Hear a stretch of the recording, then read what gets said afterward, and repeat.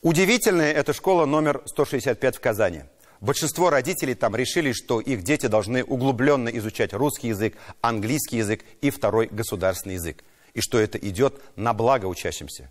И главное, здесь не нужны аргументы. Образованные, успешные, многоязычные выпускники этой школы – это достойный ответ агрессивному меньшинству нашего сообщества с дремучим сознанием, упорно не желающим воспринимать сегодняшние реалии в образовании. Кстати, я заметил, у невежества и бескультурия нет национальности. Людей объединяет, увы, не только хорошее, но и плохое, в том числе отрицание другой культуры и другого языка.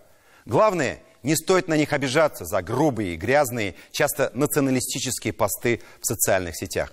Это ведь тоже от неграмотности и часто от низкого уровня культуры. Ругань и оскорбление – это всегда признак бессилия и отсутствия разумных доводов. Мы терпеливо должны заниматься просвещением, факелом знаний освещать самые темные закоулки заблудших душ.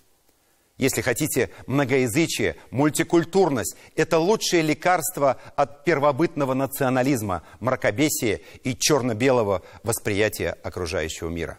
И лечить придется долго.